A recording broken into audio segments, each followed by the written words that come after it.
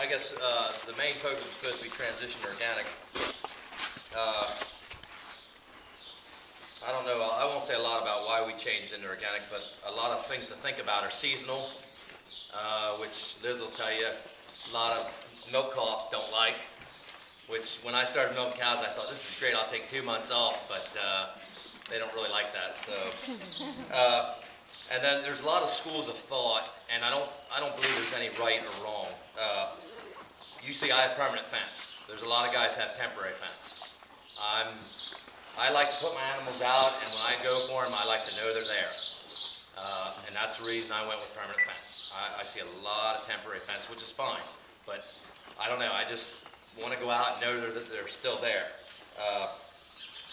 Another thing, you gotta figure out what fits your style, what fits your, whether your spouse is helping you, whether your children, whether you want hired help, you know, how much help are you going to have.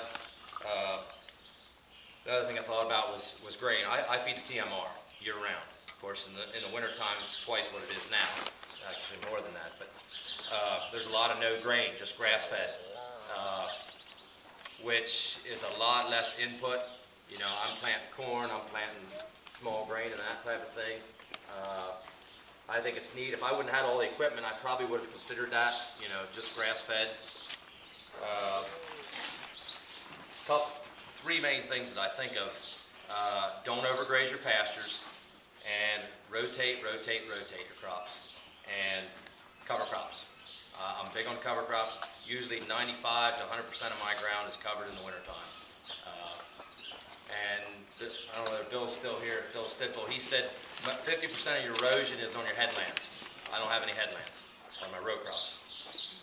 My corn and stuff, I'll go out to a hay strip. I'll eat hay at the end of my thing, so I don't have any headlands. Small grain I'll have headlands, but with my row crops, no headlands. One area that I am weak in is sick cows. I don't know what sick cows are. I don't know how to treat sick cows. I have about no trouble because we're not pushing our cows. Our cows average 40 to 50 pounds. I feed 8 pounds of grain, but our cows aren't pushed. So if my cows get sick, that is an issue, but it isn't. I don't have sick cows. I work with Lancaster Ag Products. There's a couple guys there that are really good. If I do have an issue, they can help me out. But sick cows are something I don't really know about. But a couple of the reasons we did change to organic was I didn't like all the chemicals and financial. I mean, anybody that says it isn't financial, you know, it pays good. It's a lot of paperwork. I hate paperwork. I hate paperwork. I'll say it a couple of times to my accountants out here and everybody. I hate paperwork. But that protects the integrity of the whole organic thing, and that's important. I had an issue with a neighbor with some spray drift, and it was a lot to work through. It was a miserable summer last year. We worked through it, and I have a good relationship with him now.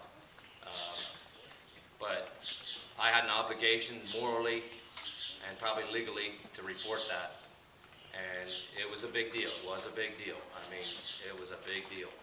It was. I never dreamed it would be that big a deal. But to me, that's the integrity. You know, I did what was right. I did it the right way, and in the end, it came out. So that's really all I have to say. You have some people that you invited for today, You're going to test me for names. Yeah. I'm terrible with names. You may introduce them. Sarah is here somewhere. FSA. And Lacey from Ag Choice. And I don't know what their titles are. I'm sure. What's your title, Sarah? Let's start with Sarah. I'm a loan officer. Okay. She's a loan officer too. I think